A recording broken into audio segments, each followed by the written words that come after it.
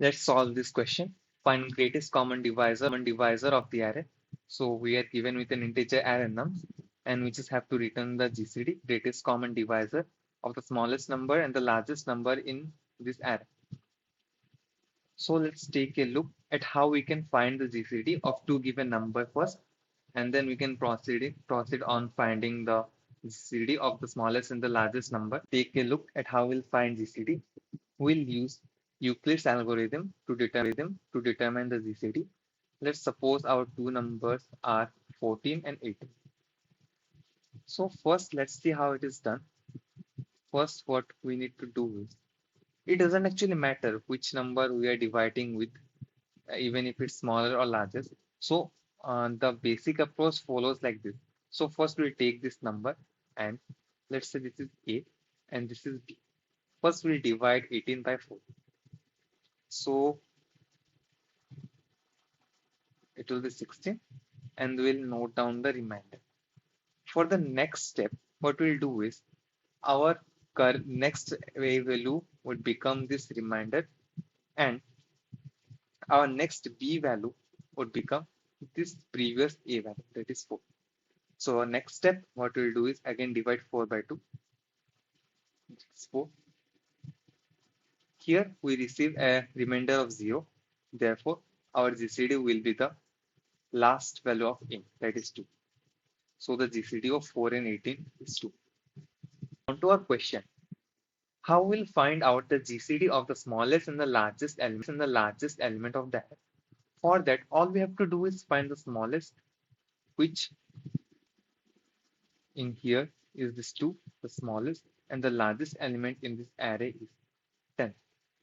So basically, we have to find out the GCD of 2 and 10. Again, we'll follow this same approach. We'll first take the 10 as B and the 2 as A and divide it.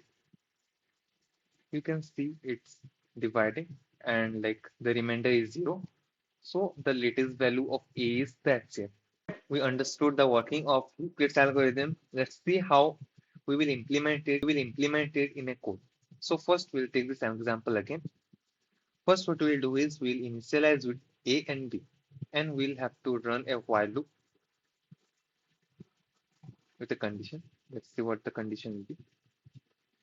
So we can see that where did we actually stop our algorithm or our execution of this process until our remainder becomes 0, right?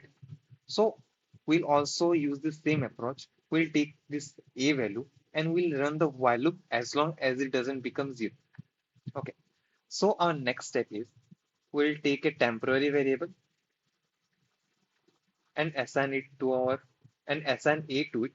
We are doing this because, as we know, after every step we have to switch it, right? Like it was 4 before.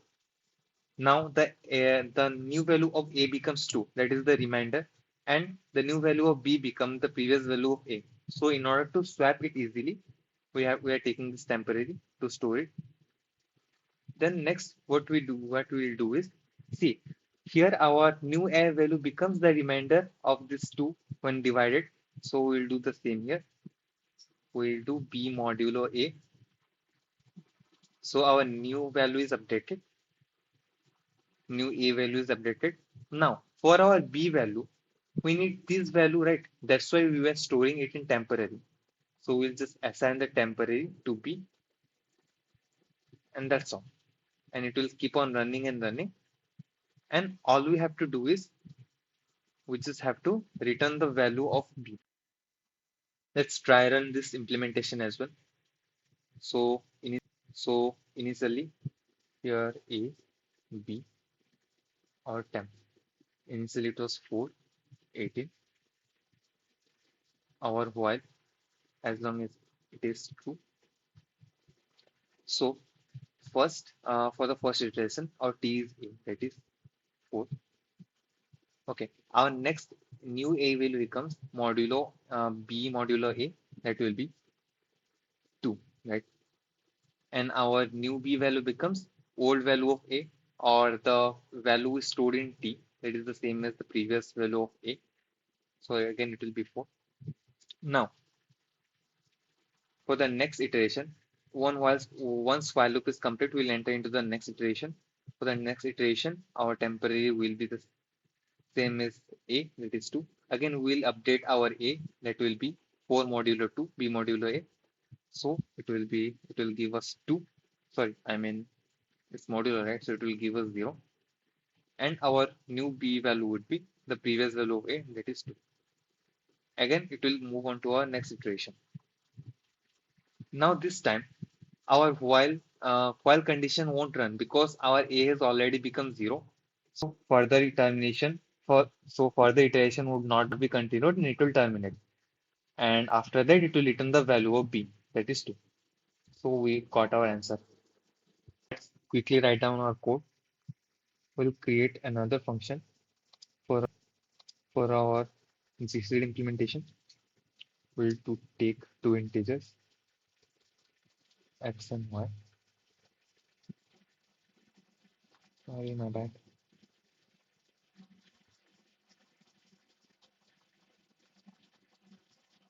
Okay, so we'll run our while loop as long as our x is positive and doesn't reach 0. We'll take a temporary value variable and store it to our x. Then we'll update our x equal to y modulo x, and again we'll update our y to our temporary value.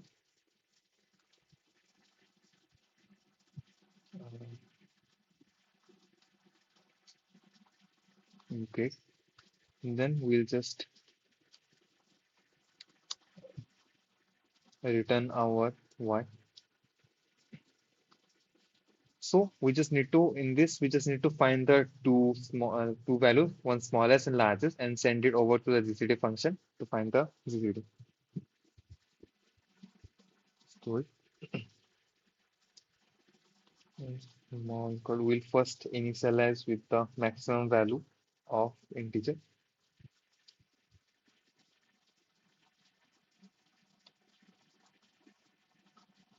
and we'll initialize it with the minimum value of integer.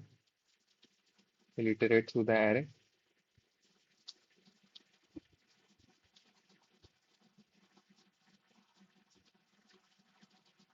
We'll keep updating the minimum of the value already in small and our element, that is the element of the present in the array. And for our big, we'll keep checking for the maximum of big and the current element in the array. And after finding it, we'll just return GCD of small and big.